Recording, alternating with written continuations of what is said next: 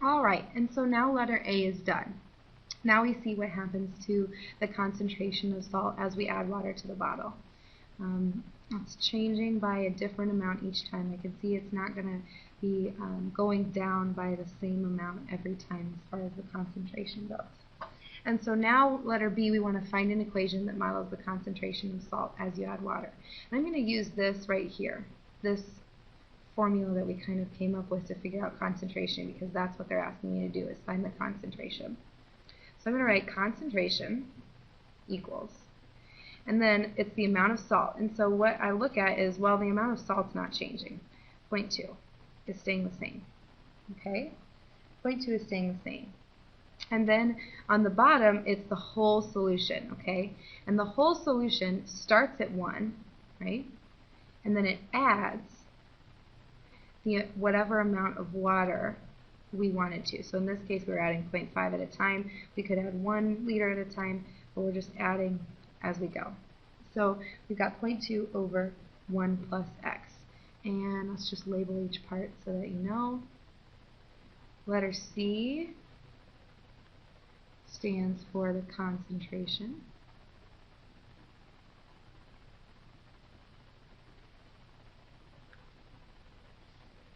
Point 2 stands for the salt. Doesn't change. X, oh, if I can get it here, X stands for the added, if you can see that in the yellow, the added water. And 1 stands for that starting value of 1 liter of water that we had.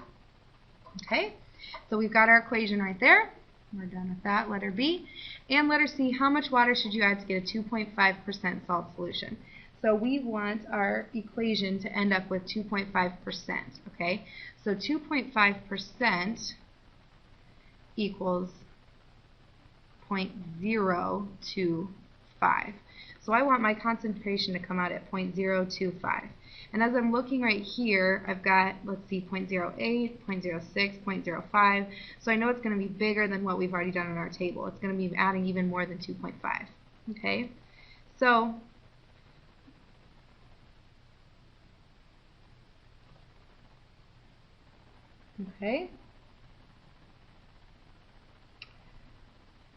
now here's where it gets a little bit tricky. I'm going to copy and paste this onto the next page.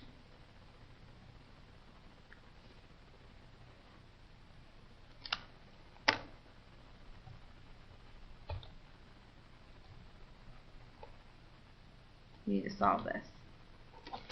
Now, anytime that we want to get rid of a rational number over here, we're going to multiply by the denominator.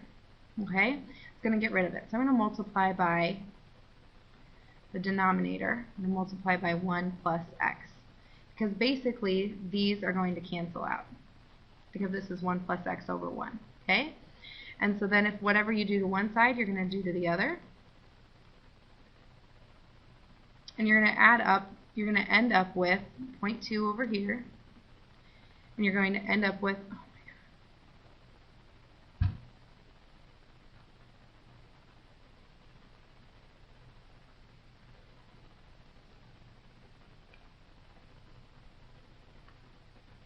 You're going to end up with 0.2 over here, and you're going to end up with 0.025 times 1 plus x on the left. And let's go ahead and distribute that.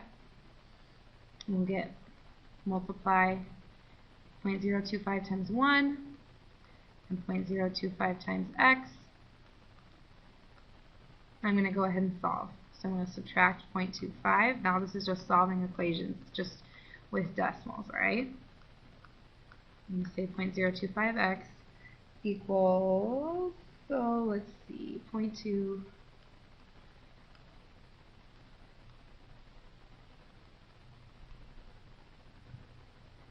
minus 271, okay, 0.175 divided by 0.025, and I get that x equals 7. So what we always ask you to do is to interpret your answer. Don't just give us a 7. So I'm going to go back over here. I'm going to figure out, okay, what was x? Okay, x stood for the added water. We know x equals 7. So that means in letter C, how much water should you add to get a 2.5 salt solution? That means you're going to add 7 liters to get a 2.5% solution. All right, I know that was a lot. We're going to keep practicing with this. This is just your introduction, like I said. Please make sure that you write down the steps as we go, not just x equals 7 at the end when you're doing your notes. All right, we got one more thing to talk about. We've got to talk about reducing rational expressions, okay? So lowest terms we already know is like fractions, and when you're doing fractions, you're just trying to get common factors out of the numerator and the denominator. So we kind of have already worked on this, right?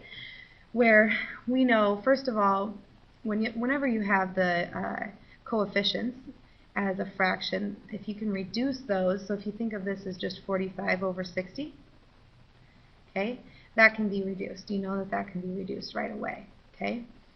So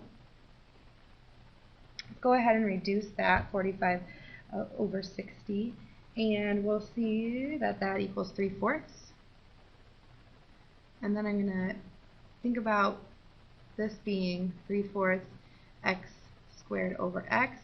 Remember we talked about how this is like 3 times x, and this is like 4 times x, so you cancel it out. You think about your rule, remember you subtract the exponents.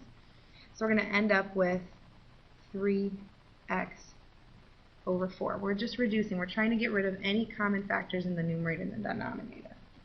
Okay, so we got 3x over 4 for that one. All right, number 2 we're going to have to reduce, and this is something that you haven't exactly learned yet. Let's see. We want to basically pull out and do the backwards distributive property on this top part. So 5x squared minus 100x.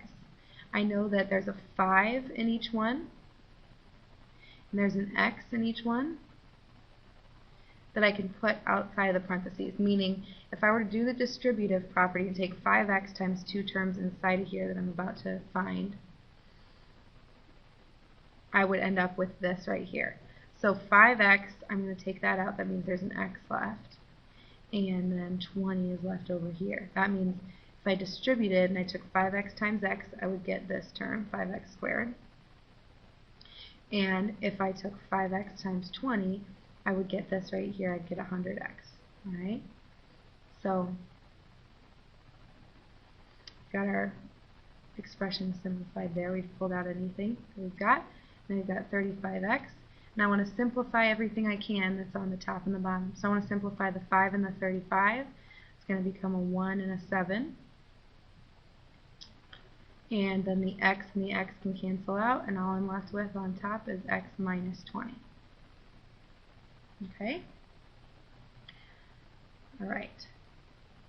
Now we're going to perform an operation. So we're going to perform some operations. We're going to treat these just like fractions. So when you multiply fractions, remember you just multiply top times top, bottom times bottom.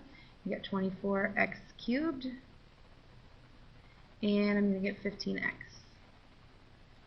And I know I can reduce 24 over 15 by dividing by 3. Get 8 and 5. And then x to the third divided by x will leave me with x squared in the numerator. Okay, let's try number 2, dividing fractions. Practice dividing fractions here.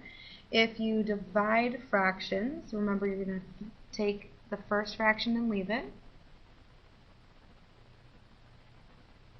And then you're going to multiply by the reciprocal, 20y, 6x to the 4th. And I will leave that one to finish for you. I'd like you to finish that just like I did on the first part. And what I want you to do is go ahead and just finish number 2 for me, and I want you to leave 3 and 4. Go ahead and just leave 3 and 4 for maybe another time or in class. We'll decide when we come tomorrow.